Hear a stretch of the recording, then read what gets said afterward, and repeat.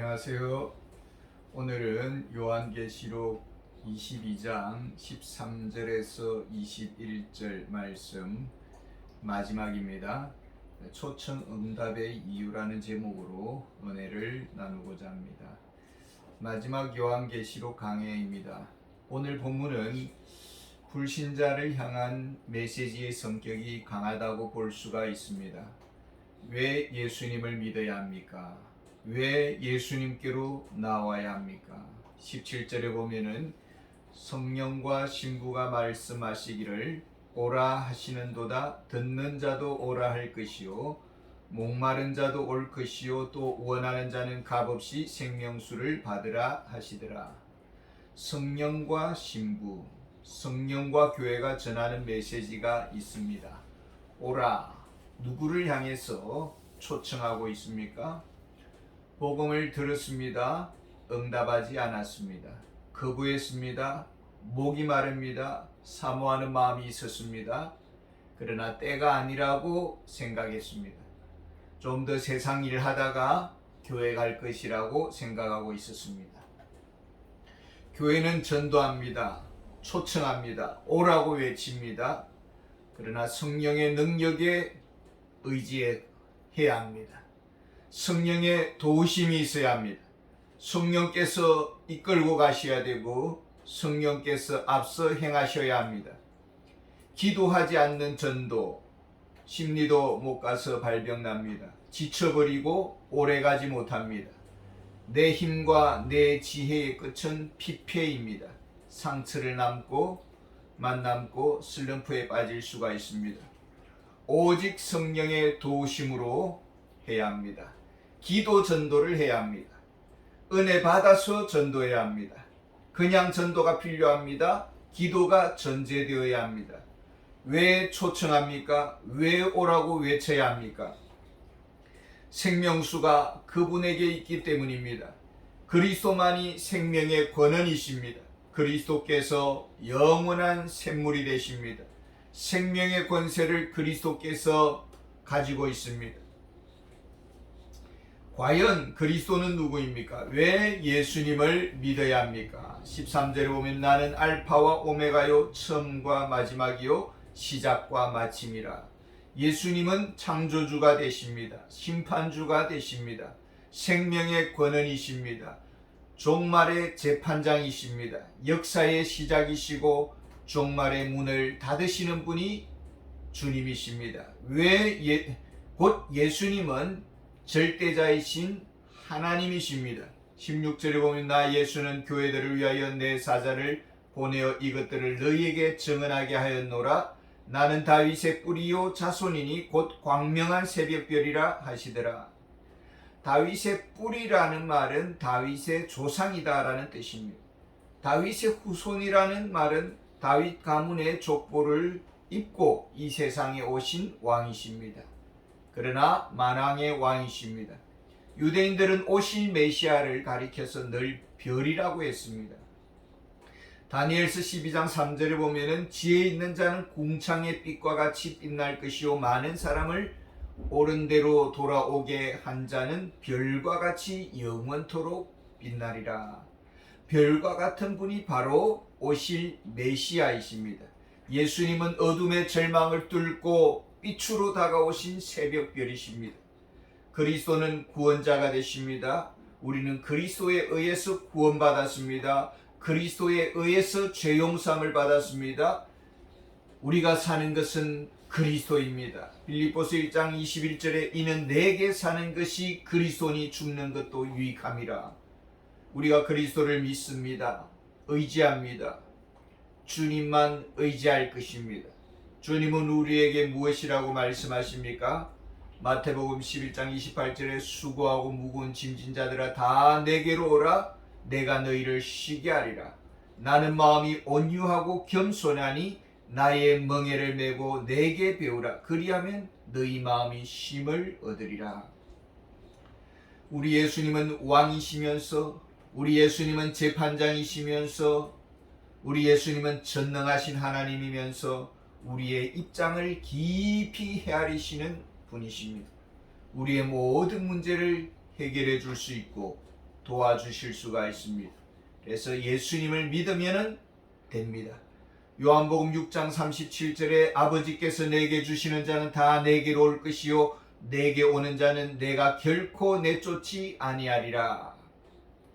왜 예수님을 믿어야 합니까? 왜 예수님께 나와야 합니까? 14절에 오면은 자기 두루마리를 빠는 자들은 복이 있으니 이는 그들이 생명나무에 나아가며 문들을 통하여 성에 들어갈 권세를 받으려 함이로다. 우리가 어떻게 하면은 죄의 때를 씻어낼 수가 있을까요? 죄를 정결케 하는 길은 무엇일까요? 죄의 뿌리는 얼마나 깊은 것일까요? 죄의 영향력은 무엇입니까?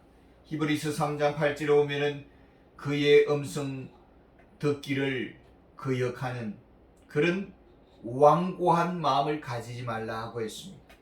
완고한 마음은 어떤 악일까요? 느헤미야 9장 30절에 보면은 듣지 아니한다고 했습니다. 마음이 완고해지면은 다른 사람의 말을 듣지 아니합니다. 성령님은 이스라엘 백성들을 위해서 오래도록 참으시고 회개하기를 기다렸습니다. 살 기회를 주었습니다. 인격적으로 설득했습니다. 경고도 해보았습니다. 음포도 놓아보았습니다. 그런데 어떻게 했습니까? 이사야 63장 10절에 보면은 반역해서 주의 성령을 근심케 했다라고 했습니다. 성령님의 마음을 근심케 하고 오히려 성령님께서 참아주시는 것을 죄의 기회로 삼고 성령님의 마음을 애태우고 계속 믿지 아니하고 계속 듣지 아니하고 항상 거역했습니다. 에스겔서 12장 2절에 보면은 반역하는 족속이라고 했습니다. 종자가 다르더라라는 것입니다. 굳은 마음, 비뚤어진 이 생각을 어떻게 하면 고칠 수가 있을까요? 어떻게 하면 부드럽게 할 수가 있을까요? 특효약이 있을까요? 제가 세탁소에 하얀 와이셔츠를 가지고 갔습니다. 목 부위가 드럼이 탔습니다. 세탁소 주인이 이것은 특수 처리를 해야 된다는 것입니다.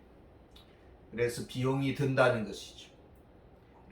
그래도 깨끗하게 해달라고 그렇게 부탁을 드렸습니다. 우리의 마음의 묵은 때를 지우려면 어떻게 할까요? 우리의 마음이 회복되는 길은 무엇일까요? 오직 한 길밖에 없습니다. 요한계시록 7장 14절에 보면은 내가 말하기를 내 주여 당신이 아시나이다 하니 그가 나에게 이르기를 이는 큰 환난에서 나오는 자들인데 어린 양의 피에 그 옷을 씻어 희게 하였느니라. 길은 예수의 피밖에 없습니다. 죄의 권세에서 자유함을 얻는 길은 어디에 있었습니까? 요한계시록 1장 5절에 보면은 그의 피로 우리 죄에서 우리를 해방하시고 했습니다. 죄의 권세에서 자유를 얻는 길은 오직 예수님의 피밖에 없습니다. 죄인이 주님의 몸된 교회의 지체가 되는 길은 어디에 있습니까? 사도행전 20장 28절에 오면은 하나님이 자기 피로 사신 교회라고 했습니다. 오직 예수의 피로 우리는 교회의 지체가 되는 것입니다. 죄인이 의롭다함을 얻는 길은 어디에 있습니까? 로마서 3장 24절에 보면은 예수 안에 있는 속량으로 말미암아 의롭다 하심을 얻은 자 되었느니라. 하나님과 화평의 길은 어디에 있습니까? 골로새서 1장 20절에 십자가의 피로 화평을 이루사 했습니다. 우리가 병든 양심이 변화되고 거친 성품이 회복되는 길은 어디에 있을까요? 히브리서 9장 14절에 보면 그리스도의 피가 양심을 깨끗게 한다. 하나님을 섬기게 못하겠느냐? 거룩한 성화의 사람이 되는 길은 어디에 있습니까? 히브리서 13장 12절에 예수도 자기 피로서 백성을 거룩하게 하신다고 했습니다. 예수의 피는 우리를 구원합니다. 죄를 씻어줍니다. 그리스도를 닮게 합니다. 예수님을 믿어야 되고 예수님께로 나와야 합니다. 왜 예수님을 믿어야 합니까? 왜 예수님께로 돌아와야 합니까? 그 구체적인 방법이 무엇일까요? 18절과 19절에 보면은 내가 이 두루마리의 예언의 말씀을 듣는 모든 사람에게 증언하노니 만일 누구든지 이것들 외에 더하면 하나님이 이 두루마리에 기록된 재앙들을 그에게 더하실 것이요 만일 누구든지 이 두루마리의 예언의 말씀에서 제하여 버리면은 하나님이 이 두루마리에서 기록된 생명나무와 및 거룩한 성의 참여함을 제하여 버리시리라. 예수님을 믿는다는 것이 무엇입니까? 예수님께 나온다는 것이 무엇일까요? 그것은 곧 하나님의 말씀 앞에 나온다는 것입니다. 성경을 하나님의 말씀으로 믿는 것입니다. 왜 그렇게 해야 합니까? 하나님이 은혜 받는 수단으로서 선택하였기 때문입니다. 하나님의 방식, 은혜 받는, 은혜로 사는 방식, 하나님이 정하신 방식을 우리가 받아들여야 되는데 그것이 바로 성경 앞으로 나오는 것입니다. 하나님은 우리가 말씀 앞으로 나오기를 원하십니다. 말씀은 정확무한 하나님의 말씀입니다. 말씀의 신적 권위를 인정해야 합니다. 말씀 앞으로 나온다는 것이 무엇일까요? 잠언서 30장 5절을 보면 하나님의 말씀은 다 순전하여 하나님은 그를 의지하는 자의 방패시다. 하나님을 의지한다는 말은 곧 성경 말씀을 의지한다는 말입니다. 말씀을 의지해서 산다라는 것은 무엇일까요? 시편 119편 92절에 보면은 주의 법이 나의 즐거움이 되지 아니하였더라면 내가 내 고난 중에 멸망하였으리이다. 말씀은 고난 중에 위로가 됩니다. 길 잃은 자의 등대가 됩니다. 약한 자에게 힘을 주고 어리석은 자를 지혜롭게 합니다. 예수님을 사랑한다는 것은 과연 어떻게 하는 것입니까? 시편 1편 2절에 보면은 오직 여호와의 율법을 즐거워하여 그의 율법을 주야로 묵상하는 도다. 예수 사랑은 곧 말씀 사랑으로 나타납니다. 말씀을 가감하는 것은 말씀을 혼잡케 하는 것입니다. 느낌대로 말씀을 해석합니다. 사랑의 하나님이 어떻게 지옥을 만들 수 있을까? 그건 자기 생각이죠. 많은 사람들이 여기에 걸려 넘어집니다. 낭만적인 생각. 성경 말씀을 제대로 읽지 않았습니다. 그러면서도 이러니 저러니 판단합니다. 자기 생각일 뿐입니다. 왜 우리가 주님 앞에 나와야 합니까? 왜 예수님을 믿어야 합니까? 20절과 21절에 보면은 이것들을 증언하신 이가 이르시되 내가 진실로 속히 오리라 하거늘 아멘. 주 예수여 오시옵소서. 주 예수의 은혜가 모든 자들에게 있을지어다. 아멘. 왜 예수님을 믿어야 합니까? 그분은 다시 오실 것이기 때문입니다. 지금 문 밖에 서 계십니다. 다시 오실 그때는 이미 살 기회를 잃어버렸습니다. 지금은 은혜 받을 만한 때요. 지금은 구원의 날입니다. 주님이 오시면 심판하실 것입니다. 무엇을 심판하십니까? 복음을 듣지 않은 죄, 십자가의 도를 거부한 죄, 심판의 경고를 무시한 죄. 우리가 구원받는 것은 오직 하나님의 은혜입니다. 우리가 여기에 있는 것은 은혜이고 복받은 것도 은혜입니다. 어느 신앙인의 시가 있습니다. 내 귀에 은은한 구원의 음성은 은혜입니다. 천국에서 울려 퍼져 지상으로 들려오는 저 신령한 목소리도 은혜입니다. 구원의 계단 위에 거역하던 나를 올려준 이는 은혜입니다. 하늘 문을 내게 처음 여신 분도 은혜입니다. 영원한 생명책에 나의 이름 아로 새기신 분은 은혜입니다. 내 모든 슬픔 가져가신 어린 양의 품속에 나를 안겨주신 이는 은혜입니다. 방황하는 나의 발길을 하늘길로 인도하신 분은 은혜입니다. 하늘 향한 걸음마다 늘 인도하시는 분도 은혜입니다.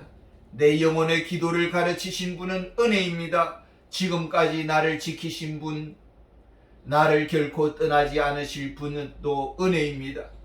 영원한 날 동안 모든 일 이루실 분은 은혜입니다. 구원의 정상에서 찬송을 받기에 합당하신 분도 은혜입니다. 은혜로우신 하나님께 모든 영광을 올려드립니다. 감사합니다.